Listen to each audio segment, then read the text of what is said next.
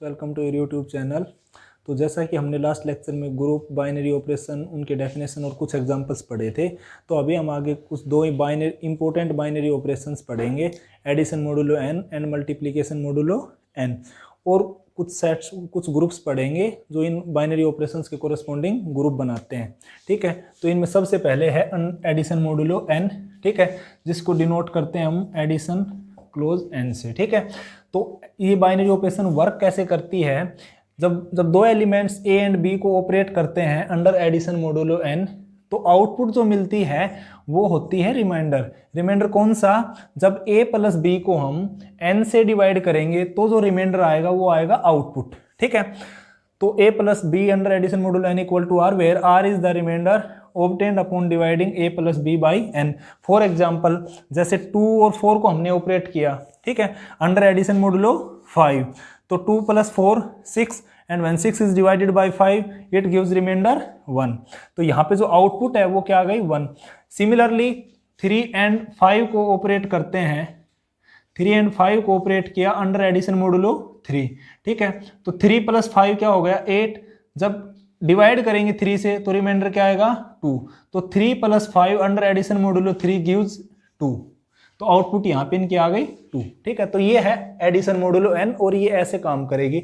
अब multiplication modulo n में कुछ भी नहीं है, सेम ऐसे ही है, केवल यहाँ पे हम दो एलिमेंट्स a और b को ऐड कर रहे थे, यहाँ पे हम क्या करेंगे? मल्टीप्लाई करेंगे। ठीक है, तो यहाँ पे इसकी नोटेशन है मल्टीप्लीकेशन डॉट और n। ठीक है, तो यहाँ पे a और b को ऑपरेट करेंगे तो ऑपरेट क्या करेंगे? a इंटू बी करेंगे, फिर जो आउटपुट आ रही है उसको n से डिवाइड कर देंगे, तो जो रिमाइंडर बचेगा वो अपना आउटपुट हो जाएगा a into b under addition modulo n।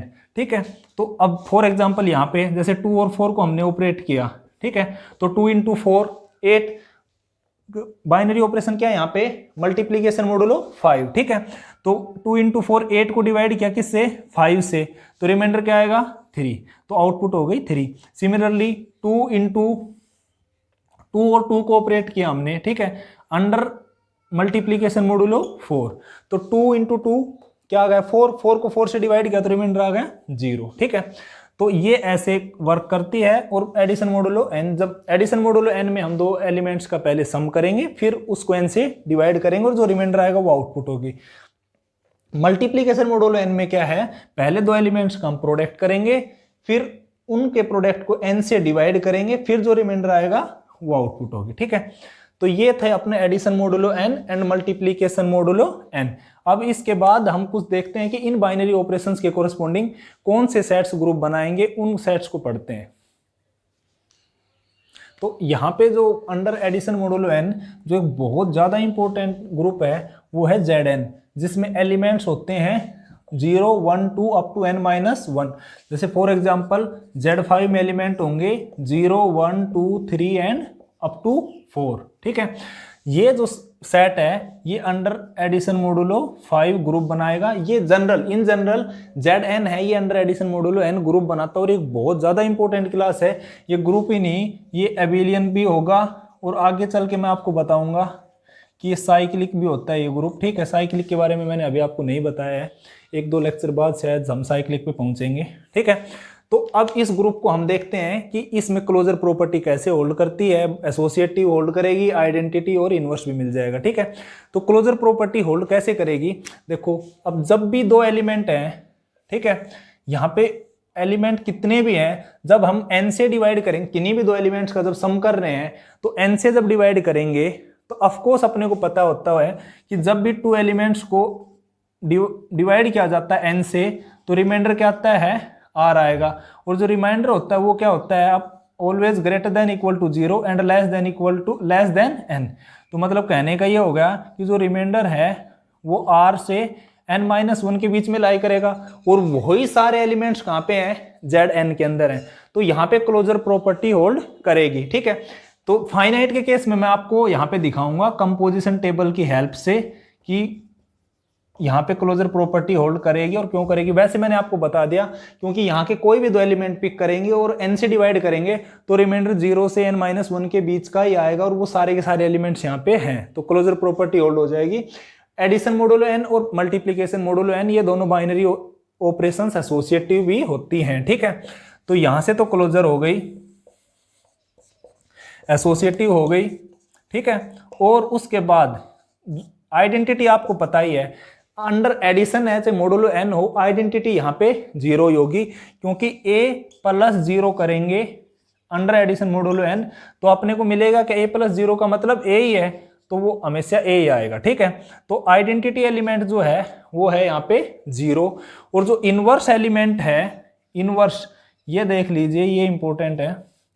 Her element देखो a में हम क्या ऐड करें कि हमेशा रिमाइंडर क्या आए, 0 आए, ठीक है। तो अंडर एडिशन मोडुलो एन, तो अब देखो यहाँ पे कोई b एलिमेंट ऐड करना है, a का इनवर्स b बताना है, such that a plus b को हम n से डिवाइड करें तो रिमाइंडर क्या है, 0। तो आप देखो कि मैं b की जगह अगर मैं n माइनस a ले लेता हूं, ठीक है, तो a plus n minus a करेंगे, a प्लस एन माइनस ए, तो ये आ गया n, और जब n को n से डिवाइड करेंगे तो रिमाइंडर हमेशा क्या मिलेगा, 0। तो एडिशन मोडुलो n Zn में हर एलिमेंट a का इनवर्स क्या होता है, n माइनस a। तो फॉर एग्जांपल जैसे Z5 है, Z5 में n इक्वल टू क्या है, 5 है, तो यहां पे हम डायरेक्ट बोल सकते हैं कि 1 का इनवर्स क्या होगा, 1 का इनवर्स 5 माइनस 1 मीन्स 1 का इनवर्स 4, 2 का इनवर्स 5 माइनस 2 3, 3 का इनवर्स 2 एंड 4 का इनवर्स 1, ठीक है। तो यहाँ पे क्या हो, क्लोजर प्रॉपर्टी होल्ड करके एसोसिएटिव हो गई, 0 आइडेंटिटी एलिमेंट हो गया, और ए एलिमेंट का इनवर्स हो गया n माइनस ए, ठीक है। तो सभी एलिमेंट्स का इनवर्स भी मिल गया, तो ये जो सेट है ये क्या हो गया, ग्रुप हो गया। अब उसके बाद आप देखो ये एबिलियन ग्रुप भी है, क्योंकि हम a प्लस बी करें चाहे b प्लस ए करें, बात तो बराबर ही है, ठीक है। और इन दोनों को जब हम under addition modulo n operate करेंगे तो रिमाइंडर के ऊपर कोई फर्क नहीं पड़ेगा, चाहे a प्लस बी करो चाहे b प्लस ए, ये आपको पता ही है, ठीक है। तो इस वजह से a plus b under addition modulo n equal to b plus a under addition modulo n, ठीक है। मतलब हर कोई भी 2 एलिमेंट लेंगे तो वो एलिमेंट हमेशा कोम्यूट करेंगे, ठीक है। तो सारे एलिमेंट कोम्यूट कर रहे हैं, तो ये जो सेट है Zn under addition modulo n क्या हो गया, एक एबिलियन ग्रुप हो गया, ठीक है। अब इसके बाद हम देखते हैं कि, तो अब देखो जैसे कि हमने देख लिया कि Zn है वो अंडर एडिशन मोडुलो n एक ग्रुप बनाएगा, ठीक है। तो अब हम इसके कुछ पर्टिकुलर केस ले रहे हैं कि n इक्वल टू, जैसे हमने 5 लिया, ये देखना है कि Z5 under addition modulo 5 group है नहीं, तो ये तो हमें पता चल गया ग्रुप है। बट अगर फॉर एग्जाम्पल ये एग्जाम में पूछा जाता है तो आप ही कैसे करेंगे, तो एक बात आप देख लीजिए, यहाँ पे मैं एक नई चीज बताने जा रहा हूँ, कंपोजिशन टेबल। कंपोजिशन टेबल क्या होती है, कुछ नहीं, सिंपली एक रो, जो भी सेट अपने को जी दे रखा है उसके एलिमेंट्स को रो और एक कॉलम के फॉर्म में लिखेंगे और बारी बारी से सभी एलिमेंट्स को ऑपरेट करेंगे, ठीक है। अब यहाँ पे क्या है जेड, और ये कंपोजिशन टेबल आपको पता है, क्योंकि अगर यहाँ पे जब भी इनफाइनाइट एलिमेंट हुए तो कंपोजिशन टेबल कभी भी यूज में नहीं आ सकती, ठीक है। तो कंपोजिशन टेबल का यूज तभी करेंगे हम जब अपने पास जो जी सेट दे रखा है उसमें कितने एलिमेंट हो, फाइनाइट एलिमेंट हो। जब फाइनाइट एलिमेंट जब भी होंगे तो हम कंपोजिशन टेबल का यूज करके इजीली वहां से हम सारी चीजें बता सकते हैं कि यहाँ पे क्लोजर प्रॉपर्टी होल्ड कर रही है, ये आइडेंटिटी है, ये सब, ठीक है। तो जैसे अब Z5 है, इसके एलिमेंट्स को 0 1 2 3 4 को मैंने यहाँ पे एक रो फॉर्म में लिख लिया, कॉलम फॉर्म में, ठीक है। तो अब मैं 0 को ऑपरेट कर रहा हूँ, 0 को 0 के साथ ऑपरेट करेंगे, 0 प्लस 0 5 से डिवाइड किया तो रिमाइंडर 0, 0 प्लस 1 1 रिमाइंडर 1, 0 प्लस 2 2, यहाँ पे 3 और ये 4, ठीक, एज इट इज है। यहाँ पे 1 प्लस 0 1, 1 प्लस 1 2, 1 प्लस 2 3 और 1 प्लस 3 4 एंड 1 प्लस 4 करेंगे तो ये आ गया 5, 5 को 5 से डिवाइड करेंगे तो रिमाइंडर आ गया 0, ठीक है। तो 2, फिर 2 को ऑपरेट करेंगे 0 के साथ, 2 प्लस 0 0, 2 प्लस 1 3, 2 प्लस 2 4, 2 प्लस 3 5, तो अगेन रिमाइंडर क्या आ गया 1, तो 2 प्लस 4 6, रिमाइंडर आ गया 1, ठीक है। 3 प्लस 0 3, 3 प्लस 1 4, 3 प्लस 2 5 0, 3 प्लस 3 1 और 3 प्लस 4 2। सिमिलरली 4 प्लस 0 4, 4 प्लस 1 5, 5 को 5 से डिवाइड किया तो रिमाइंडर 1, 4 प्लस 2 6, सॉरी यहाँ पे 0 आ गया, 4 प्लस 1 5 रिमाइंडर 0, 4 प्लस 2 करेंगे 6, 6 को 5 से डिवाइड किया तो remainder 1, 4 plus 3 7 remainder 2, 4 plus 4 8 remainder 3, ठीक है। तो ये हो गई कंपोजिशन टेबल किसकी, Z5 की अंडर एडिशन मोडुलो n। ये यहाँ पे हमेशा हम बाइनरी ऑपरेशन लिखते हैं, जिस भी सेट के कोरस्पोंडिंग जो भी बाइनरी ऑपरेशन है। तो अब जैसे मैंने ये लिख लिया 0 1 2 3 4 और सभी एलिमेंट्स को, यहाँ पे थोड़ा सा आप ध्यान रखिए कि कैलकुलेशन में मिस्टेक ना हो, ठीक है। अब इस कंपोजिशन टेबल से हम कैसे बताएंगे कि ये ग्रुप है, मतलब कंपोजिशन टेबल से कैसे वेरीफाई करेंगे कि यहाँ पे क्लोजर प्रॉपर्टी होल्ड कर रही है। एसोसिएटिव की ज़्यादा ज़रूरी है नहीं, एसोसिएटिव का पता है कि एडिशन मोडुलो एन और मल्टीप्लिकेशन मोडुलो एन ये दोनों एसोसिएटिव बाइनरी ऑपरेशंस हैं। फिर ये देखेंगे कि इस सेट में इस आइडेंटिटी एलिमेंट क्या है और इनवर्स एलिमेंट एग्जिस्ट कर रहा है या नहीं कर रहा, और एबिलियन का भी हम यहीं से देख सकते हैं, वो देखते हैं कैसे देखेंगे। तो सबसे पहले तो हम देखेंगे क्लोजर प्रॉपर्टी यहां से कैसे वेरीफाई होती है। तो देखो जितने भी एलिमेंट्स को ये सारे एलिमेंट इनको आपस में ऑपरेट किया तो जो आउटपुट आई है वो ये सेट आया है, ठीक है, ये सेट आ गया आउटपुट का सेट। अब आप इस आउटपुट के सेट में देखो कि कोई भी एक ऐसा एलिमेंट है क्या जो इस सेट के अंदर नहीं है। सब के सब एलिमेंट 0 1 2 3 4 1 2 3 4 0 2 3 4 0 1 3 4 0 1 2 एंड 4 0 1 2 3 सारे के सारे एलिमेंट Z5 के एलिमेंट है। तो इसका मतलब यहाँ पे क्लोजर प्रॉपर्टी होल्ड कर रही है, ठीक है, एसोसिएटिव होल्ड करेगी। आइडेंटिटी का देखते, आइडेंटिटी का आप देख सकते हो कैसे भी दो तरीके हैं। जैसे जो ये ऊपर हमने एलिमेंट जो सेट जी के एलिमेंट्स लिख रखे हैं वो एलिमेंट देखो वो रो एज इट इज किस एलिमेंट के सामने रिपीट हो रही है। अब ये रो है, ये हम देख रहे हैं कि पहली रो है 0 1 2 3 4 एज इट इज रिपीट हो गई, तो इसके सामने जो भी एलिमेंट है वो क्या हो गया, आइडेंटिटी एलिमेंट हो गया, ठीक है। या ऐसे भी कह सकते हैं कि जो ये कॉलम है ये देखो सेम कॉलम कौन से एलिमेंट के सामने ऑपरेट हो रहा है, तो ऐसे भी देखेंगे तो ये भी 0 1 2 3 4 किसके सामने ऑपरेट रिपीट हो रहा है, 0 के सामने, ठीक है। तो मतलब ये हो गया आइडेंटिटी यहाँ पे हो गई 0। अगर ये रो यहाँ पे रिपीट होती सेकेंड एलिमेंट के सामने तो यहाँ पे आइडेंटिटी हो जाती 1, ठीक है, तो इसमें कोई समस्या नहीं है। फिर देखना है इनवर्स। अब इनवर्स का आपको पता है कि अब 0 का इनवर्स देखना है तो 0 तो आइडेंटिटी है, आइडेंटिटी का इनवर्स हमेशा क्या होता है, आइडेंटिटी, ठीक है। फिर नॉन जीरो एलिमेंट का देखना है, जैसे 1 का इनवर्स देखना है तो अब इनवर्स क्या होगा 1 का इनवर्स वो एलिमेंट होगा जिसको उस एलिमेंट के साथ ऑपरेट किया, 1 के साथ ऑपरेट किया तो आइडेंटिटी जनरेट हुई। तो देखो आइडेंटिटी है 0, तो आपको ये देखना है जब भी किसी एलिमेंट का इनवर्स देखना हो तो उस एलिमेंट की उस रो के सामने मतलब देखना है कि आइडेंटिटी कहाँ पे आ रही है। अब जैसे 1 का इनवर्स देखना है तो हम 1 के सामने जो रो है इसमें देख रहे हैं कि आइडेंटिटी आई 0, यहाँ पे आई। आइडेंटिटी के जो जस्ट ऊपर किस रो में आ रहा है, आइडेंटिटी के जस्ट ऊपर एलिमेंट जो है उस रो में वह 4, तो इसका मतलब 1 का जो इनवर्स है वो होगा 4। 2 का इनवर्स क्या है, 2 के सामने देखेंगे आइडेंटिटी कहाँ पे आई, यहाँ पे आइडेंटिटी आई, तो 0 यहाँ पे किसके नीचे है, 3 वाले कॉलम में है, तो 2 का इनवर्स हो गया 3, 3 का इनवर्स 2 एंड सिमिलरली 4 का इनवर्स हो गया 1, ठीक है। फिर एबिलियन का देखो, एबिलियन का भी वही बात है। वैसे तो मैंने आपको बता दिया कि a प्लस बी करो चाहे b प्लस a करो तो कोई समस्या नहीं है। वैसे अगर ये तो चलो Z5 अगर कोई और सेट हो और उसके अपन ने कंपोजिशन टेबल बना रखी है तो वहां पे कैसे देखेंगे कि ये एबिलियन है नहीं है। तो आप देखना एबिलियन में ये होता है कि A स्टार B करें या B स्टार A करें दोनों सेम आने चाहिए, तो मतलब 0 1 करें या 1 0 करें सेम चीज आनी चाहिए। तो आप ये देख लो जो ये आउटपुट है इससे एक मैट्रिक्स टाइप का स्ट्रक्चर है, तो आप ये देख लो कि ये जो मैट्रिक्स है ये सिमेट्रिक मैट्रिक्स है या नहीं है, ठीक है। 0 1 2 3 4 0 1 2 3 4, second row 1 2 3 4 0, second column 1 2 3 4 0, third row 2 3 4 0 1, यहाँ पे third column 2 3 4 0 1, fourth column fourth row 3 4 0 1 2 3 4 0 1 2 4 0 1 2 3 4 0 1 2 3। तो अब अपने को पता चल गया कि जो ये मैट्रिक्स टाइप का स्ट्रक्चर है वैसे तो ये क्या है, ये सिमेट्रिक है, ठीक है। फर्स्ट रो फर्स्ट कॉलम के इक्वल है, second row second, third row third के, तो इसका मतलब जो ये ग्रुप है ये हो गया एबिलियन ग्रुप हो गया, ठीक है। तो यहां से हम क्या कह सकते हैं, तो अब अगर पूछा जाता है कि Z5 है इसको ग्रुप दिखाओ अंडर एडिशन मॉड्यूलो n, तो आप कंपोजिशन टेबल बनाएंगे और फिर सारी चीजें यहाँ पे मैंने जैसे आपको बताया वैसे आप यहाँ पे एक्सप्लेन कर सकते हैं कि क्लोजर इसलिए होल्ड करेगी, एसोसिएटिव है, आइडेंटिटी 0 हो गई, ए का इनवर्स आपको पता है n-a होता है अंडर एडिशन मॉड्यूलो n, तो कंपोजिशन टेबल से आप सब बता सकते हैं, ठीक है। तो ये थी आपकी Z5 की कंपोजिशन टेबल। अब अगर एक बात तो अब एक और बात देख लेते हैं इसमें कि जैसे हम कल एग्जांपल्स कर रहे थे लास्ट लेक्चर में, उसमें यही था कि जो भी हम ग्रुप अंडर एडिशन देख रहे थे तो वो देख रहे थे कि मल्टीप्लिकेशन के रिस्पेक्ट में वो ग्रुप है या नहीं है। तो यहाँ पे भी वैसा ही कुछ हम ट्राई करते हैं कि जैसे Zn है, ये तो हमें पता चल गया कि अंडर एडिशन मॉडुलो n तो ये ग्रुप है, और आप किसी भी कोई फाइनाइट सेट गिवन है तो आप कंपोजिशन टेबल बनाकर उस चीज को वेरीफाई कर सकते हो, ठीक है।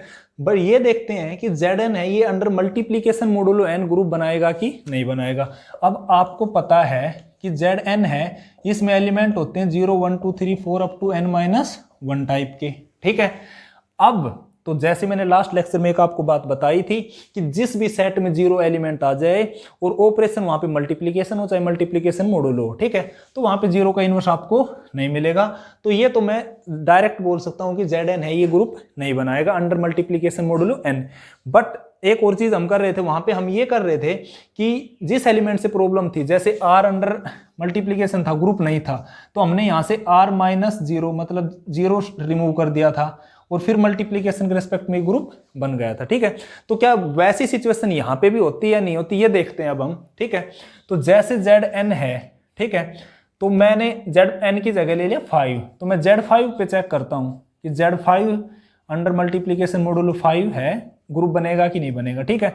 तो यहाँ पे अब मैं क्या कर रहा हूं, इसको मैं डिनोट कर देता हूँ, Z5 स्टार से कर लो ताकि आप कंफ्यूज ना हो, ठीक है। Z5 स्टार का मतलब है 0 कि मतलब 0 1 2 3 4 जो सेट है उसमें से आप 0 एलिमेंट को रिमूव कर दो, तो Z5 जो सेट है, Z5 स्टार जो सेट बनेगा वो बन जाएगा 1 2 3 एंड 4। तो कंपोजिशन टेबल से इसको चेक करते हैं कि ग्रुप है या नहीं है, ठीक है। तो 1 2 3 एंड 4 और ये एलिमेंट हो गए 1 2 3 एंड 4, ये हो गए बाइनरी ऑपरेशन मल्टीप्लिकेशन मॉडुलो 5।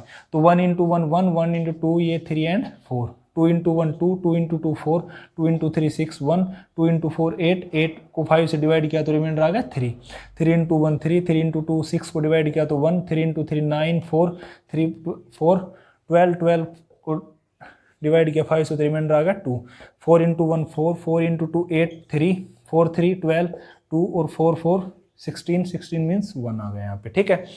तो अब फिर वही बात है क्लोजर प्रॉपर्टी, यहाँ पे जितने भी एलिमेंट हैं सारे 1 2 3 4 आ रहे हैं, तो सारे के सारे Z5 स्टार में हैं, तो इसका मतलब क्लोजर प्रॉपर्टी होल्ड करेगी। मल्टीप्लिकेशन मॉडुलो n और addition modulo n binary operation है और ये दोनों एसोसिएटिव भी हैं, कुछ नहीं करना है यहाँ पे, ठीक है।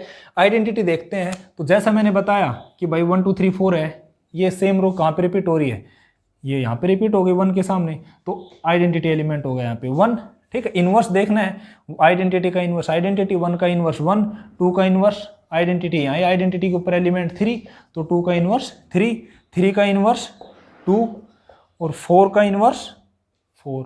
तो जिस एलिमेंट का वो खुद इनवर्स होता है उस एलिमेंट को हम बोल देते हैं सेल्फ इनवर्स एलिमेंट, ठीक है। तो 4 यहाँ पे है सेल्फ इनवर्स एलिमेंट, ठीक है। तो Z5 स्टार जो है वो अंडर मल्टीप्लिकेशन मॉडुलो 5 ग्रुप बन गया है, ठीक है। तो ऐसा कुछ हम फिर और देखते हैं कि सभी के लिए ट्रू है। अब फिर ऐसे में फॉर एग्जांपल मैं Z4 स्टार ले लेता हूं, ठीक है, और बाइनरी ऑपरेशन हो गई अंडर मल्टीप्लिकेशन मॉडुलो 4। तो इसकी तो अगर कंपोजिशन टेबल बनाते हैं तो ये जैसे 1 2 3 एंड 1 2 3 जाएगा और ये 1 2 3 Z4 स्टार में एलिमेंट हो जाएंगे 1 2 एंड अप टू 3, ठीक है। मल्टीप्लिकेशन मॉडुलो 4 है, 1 1 ऑपरेट किया 1 1 into 2 2 1 into 3 3 2 into 1 2 2 into 2 4 4 4 को 4 से डिवाइड किया तो आ गया 0, ठीक है। 2 into 3 6 6 को 4 से डिवाइड किया तो 2 3 into 1 3 3 into 2 6 2 और 3 3 9 9 को डिवाइड किया तो 1। तो देखो अब यहाँ पे क्लोजर प्रॉपर्टी देखना 1 2 3 इसमें है, बट यहाँ पे एक एलिमेंट 0 ऐसा आ गया जो इस सेट के अंदर नहीं है, ठीक है। तो इसका मतलब ये जो Z4 स्टार है ये ग्रुप नहीं बना रहा है। तो अब यहाँ से क्या पता चल रहा है अपने को, अभी ज्यादा कुछ पता नहीं चलेगा क्योंकि 5 के केस में तो ग्रुप था, 4 के केस में नहीं है। फिर आप 3 के केस में देखोगे तो 3 के केस में क्या आ जाएगा 1 2 1 2, ठीक है, अंडर मल्टीप्लिकेशन मॉडुलो 3, तो 1 2 और ये 2 एंड 1 फिर से ग्रुप हो गया ही, ठीक है। फिर 2 के केस 3 के केस में हो गया, 4 के केस में नहीं है, 5 के केस में, 6 के केस में देखेंगे तो 6 के केस में जाओगे तो वहां पे आपको 2 और 3 दो एलिमेंट होंगे जिनका आपको पता है कि प्रोडक्ट करोगे तो क्या आएगा 6, फिर से रिमाइंडर क्या आ जाएगा 0। तो जो Z स्टार 6 है वहां पे एलिमेंट है 1 2 3 4 एंड 5। तो फिर से समस्या आ रही है कि 2 into 3 करेंगे तो क्या आ जाएगा रिमाइंडर 0, ठीक है। तो क्लोजर प्रॉपर्टी फिर से होल्ड नहीं करेगी। तो यहाँ पे अपने को एक पैटर्न दिख रहा है कि जब भी हम n को हम प्राइम नंबर ले रहे हैं तो ये ग्रुप बना रहा है, और जब हम n को कंपोजिट नंबर ले रहे हैं तो ये ग्रुप नहीं बना रहा है। तो जो हम ये बात बता रहे हैं ये सही है।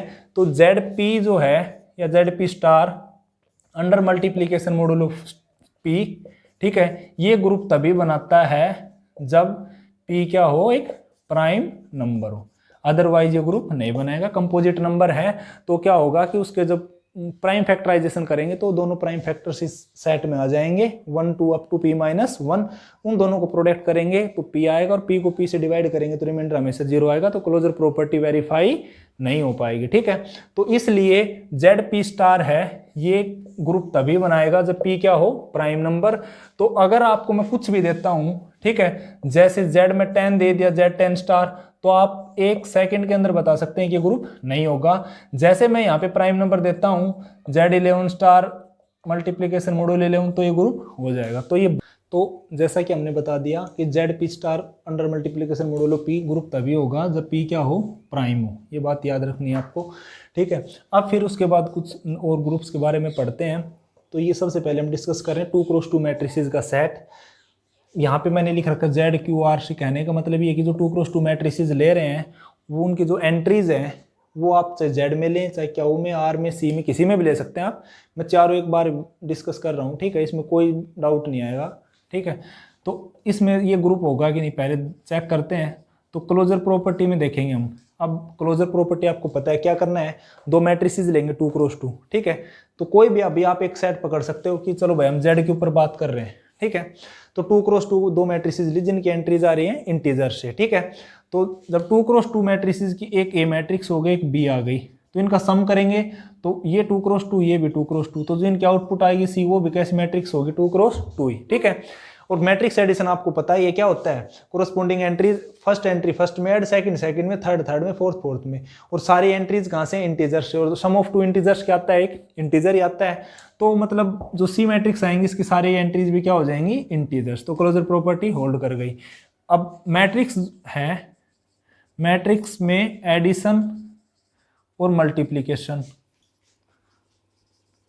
दोनों की दोनों ऑपरेशंस एसोसिएटिव होती है, ठीक है। कम्यूटेटिव नहीं होती मल्टीप्लीकेशन, बट एसोसिएटिव होती है, ठीक है।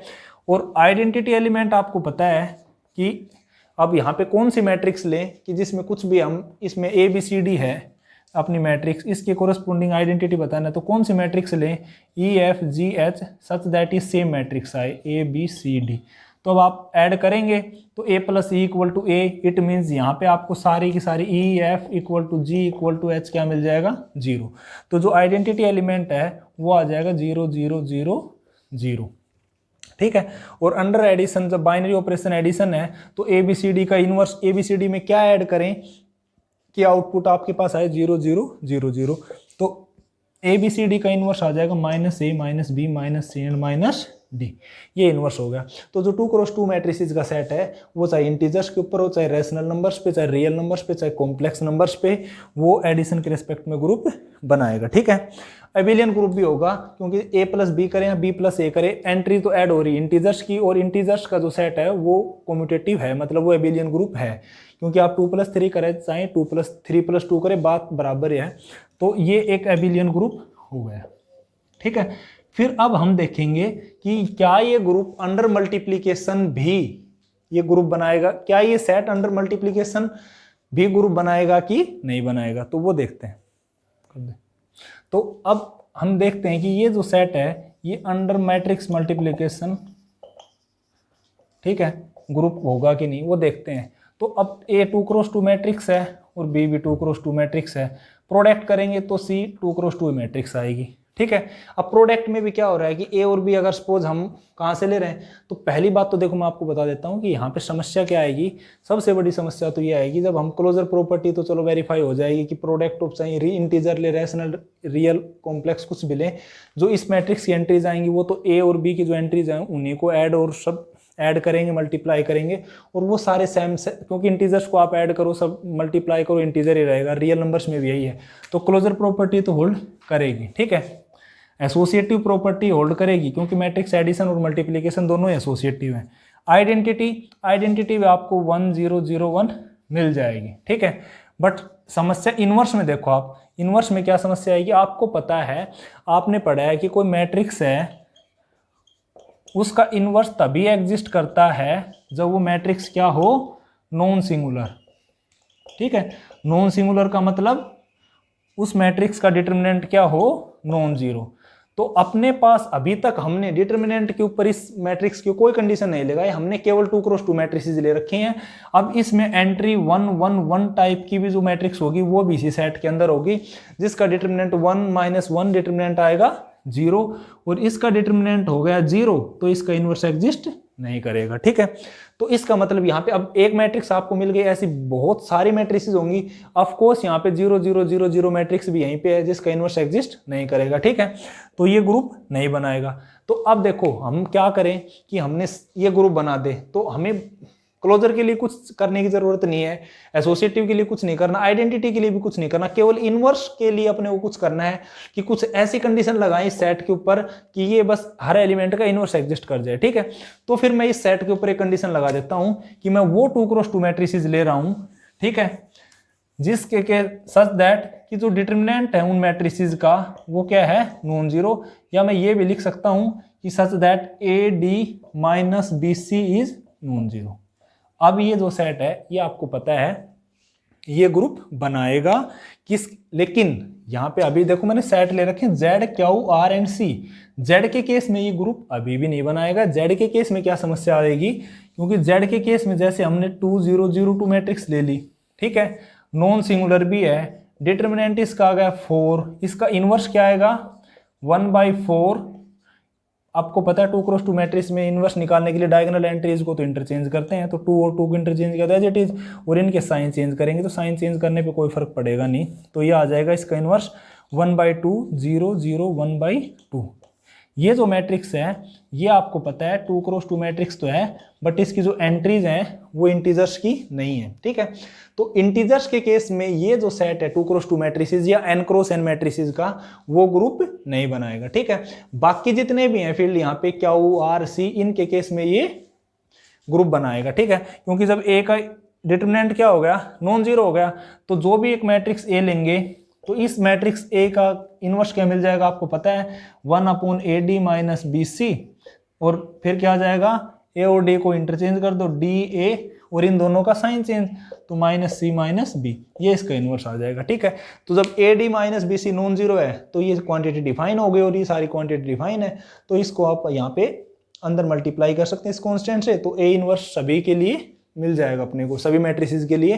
तो जो 2x2 की बात करें, चाहे हम n×n की बात करें या 3x3 कुछ भी लें, ये सारी matrices under multiplication modulo group बनाएंगी अगर वो मैट्रिसेस का सेट कैसा है, नॉन सिंगुलर। नॉन सिंगुलर मतलब उनका डिटरमिनेंट क्या है, नॉन जीरो।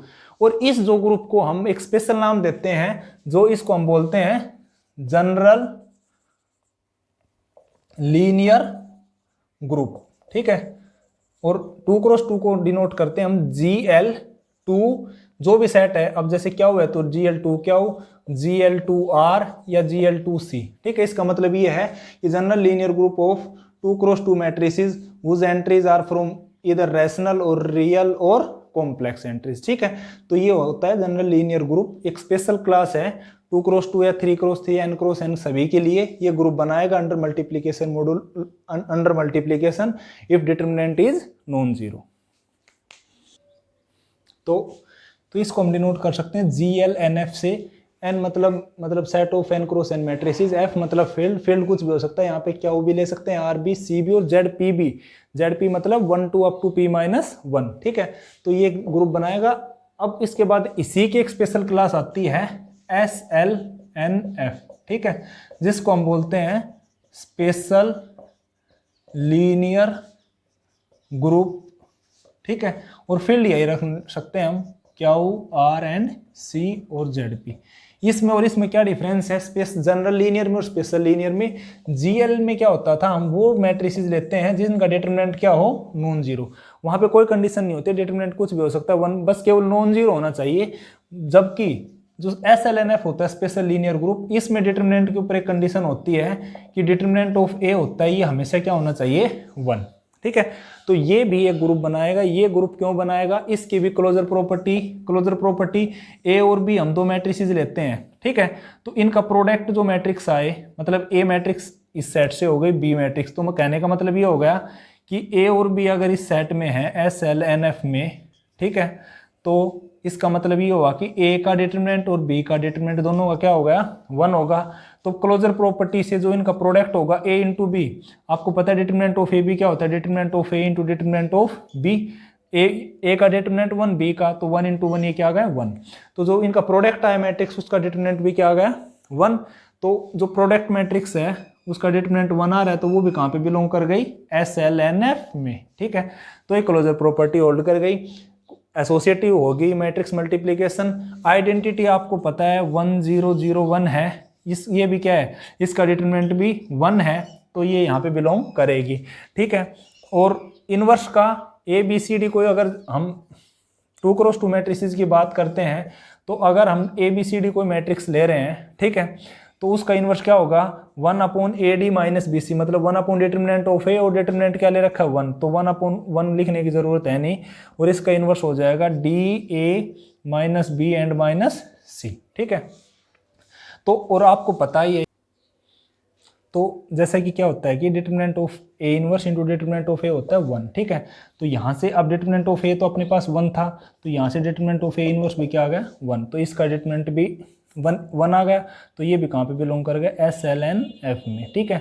तो ये क्या हो गया, यहाँ पे क्लोजर प्रॉपर्टी होल्ड कर गई, सॉरी ये हर एलिमेंट का इनवर्स भी एग्जिस्ट कर गया।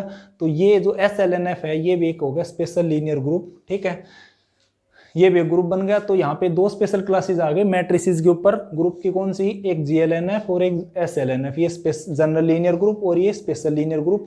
इसमें मैट्रिसेस का डिटरमिनेंट 1 होता है, इसमें मैट्रिक्स का डिटरमिनेंट नॉन जीरो होता है, बाकी कोई कंडीशन नहीं होती उसके ऊपर, ठीक है। तो अब देखो, अब एक सेट ले रहे हैं 2 क्रॉस 2 मैट्रिसेस का, जिसके सारी एंट्रीज हैं इक्वल ए और ए हम ले रहे हैं Q स्टार में। क्या स्टार मतलब नॉन जीरो रैशनल नंबर्स, ठीक है, मतलब ये जीरो नहीं है। और यहाँ पे बाइनरी ऑपरेशन ले रहे हैं मल्टीप्लिकेशन, ठीक है। तो ये चेक करते हैं कि ग्रुप होगा कि नहीं होगा, ठीक है। तो वैसे तो अगर फर्स्ट इंप्रेशन जैसा कि हमने GL में पढ़ा था कि वैसे तो हमें दिख रहा है कि इस मैट्रिक्स का, इन जितनी भी मैट्रिसेस होंगे उन सभी का डिटरमिनेंट क्या है, जीरो है, तो उस हिसाब से इनवर्स तो एग्जिस्ट नहीं करना चाहिए। बट ये एक स्पेशल एग्जांपल है। अब ऐसे बहुत एग्जांपल हैं कि यहाँ पे हम आइडेंटिटी, चलो इसमें बताता हूँ आगे, क्योंकि आपको तो 2 क्रॉस 2 मैट्रिसेस दिख रही है, तो आपको तो ये भी लगेगा कि 1 0 0 1 इसकी आइडेंटिटी होगी। तो इनवर्स जो होता है वो होता है आइडेंटिटी के अकॉर्डिंग। अब यहाँ पे आइडेंटिटी जो आएगी उसके अकॉर्डिंग आपको हर एलिमेंट का इनवर्स मिलेगा, ठीक है। तो सबसे पहले तो हम क्लोजर प्रॉपर्टी चेक करते हैं।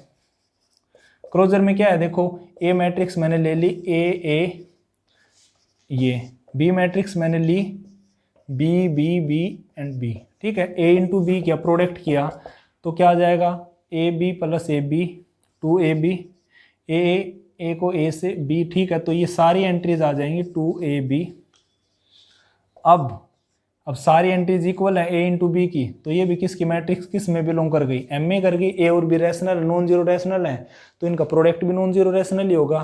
फिर एसोसिएटिव तो होती है मैट्रिक्स मल्टीप्लिकेशन, वो चेक करने की ज़रूरत है नहीं, ठीक है।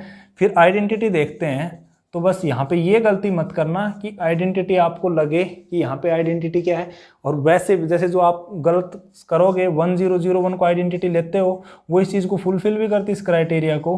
क्या इसको ए इससे मल्टीप्लाई करेंगे तो ये यही आएगी, सेम मैट्रिक्स प्रोड्यूस करेगी, ठीक है। बट यहाँ पे आइडेंटिटी एलिमेंट 1 0 0 1 नहीं है, क्योंकि आइडेंटिटी एलिमेंट हमेशा कहाँ पे बिलोंग करती है, सेट में बिलोंग करती है। ये सेट ऐसा है जिसमें सारे की सारी एंट्रीज इक्वल हैं और सारी नॉन जीरो है। तो ये जो मैट्रिक्स है इसकी 2 एंट्रीज तो जीरो है, तो ये तो इसमें बिलोंग ही नहीं करेगी, तो इसमें ये आइडेंटिटी नहीं होगी। बस ये बात आप याद रखना, ठीक है। तो इसकी आइडेंटिटी हम निकालते हैं कि क्या आएगी इसकी आइडेंटिटी, ठीक है। तो अब क्योंकि आइडेंटिटी इसी सेट की है, तो हम आइडेंटिटी एलिमेंट कुछ इस टाइप का मानेंगे कि उसकी भी सारी एंट्रीज क्या होनी चाहिए, इक्वल। तो हमने आइडेंटिटी मान ली ई, ठीक है। इसको हम मल्टीप्लाई करते हैं किसके साथ, ए जनरल मैट्रिक्स ए के साथ, ठीक है। तो क्या आना चाहिए, a इंटू ई आना चाहिए a। इसको सोल्व करेंगे तो क्या आएगा देखना, ए इंटू ई एंड ई, ठीक है। तो अब प्रोडक्ट करते हैं तो यहाँ पे क्या आएगा देखना, और इक्वल टू रख लो ए एंड ए। तो अब यहाँ पे क्या आ रहा है कि a इंटू ई ए ई, तो ये आ गया 2AE और ये 2AE, ठीक है। और इक्वल टू आ गया ए एंड ए। यहाँ से आप किसी भी एक को सोल्व कर लो, 2A इक्वल टू ए, तो यहाँ से सोल्व करोगे तो क्या आ जाएगा, लेफ्ट में लेके आएंगे तो ये ए आ गया common, 2E minus 1 equal to 0। It means a equal to 0 और 2E minus 1 equal to 0, but a equal है नहीं, इसका मतलब e की वैल्यू क्या आ गई 1/2। तो यहाँ पे जो आइडेंटिटी एलिमेंट है वो आ गया 1/2 एंड 1/2, ठीक है। इस आइडेंटिटी एलिमेंट के कोरस्पोंडिंग अब देखते हैं कि यहाँ पे इनवर्स एग्जिस्ट करेगा कि नहीं करेगा।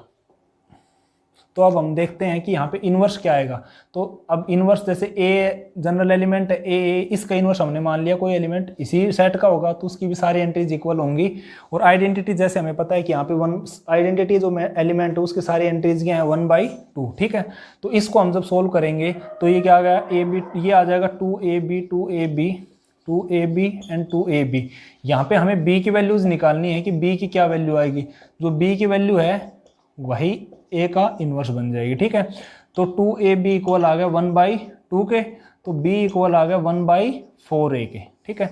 इसका मतलब जो b मैट्रिक्स है जो कि a का इन्वर्स है वो क्या होगी 1/4a एंड 1/4 है, ठीक है। ये एलिमेंट अब यहाँ पे क्योंकि a नॉन जीरो है तो ये सारी मैट्रिक्स, ये सारे एलिमेंट्स भी क्या होंगे नॉन जीरो होंगे। और क्योंकि सारी एंट्रीज इसकी इक्वल हैं तो ये भी किसका एलिमेंट है, m का एलिमेंट है। तो अब यहाँ पे हर नॉन जीरो एलिमेंट का आपको इनवर्स मिल गया है, आइडेंटिटी मिल गई, क्लोजर प्रॉपर्टी होल्ड कर रही है और एसोसिएटिव भी है। तो ये जो सेट है ये ग्रुप भी बन गया है, ठीक है। और इसके बारे में एक बात ये है कि वैसे तो टू मैट्रिसेस का जो सेट है वो एबिलियन ग्रुप नहीं बनाता है, बट ये जो सेट है ये ग्रुप एबिलियन भी होगा, क्योंकि जब आप a इंटू बी करें या b इंटू ए करें तो वही सेम आना है, a इंटू बी भी 2ab आएगा और b इंटू ए भी यही आएगा, ठीक है। तो ये जो ग्रुप है ये एक एबिलियन ग्रुप भी है। वैसे मैट्रिसेस का सेट एबिलियन ग्रुप नहीं बनाता है, क्योंकि जनरल में क्या होता है कि मैट्रिक्स मल्टीप्लिकेशन कम्यूटेटिव नहीं होती है, बट ये स्पेशल सेट है खुद तो ये एबिलियन ग्रुप बनाएगा। यहाँ पे मैट्रिक्स मल्टीप्लिकेशन कम्यूटेटिव है। तो ये था आज का हमारा लेक्चर। अगर आपको अच्छा लगे तो ये लाइक करना, शेयर करना, सब्सक्राइब करना और कुछ सजेशंस हो हमारे लिए तो ज़रूर हमें बताना। Thank you.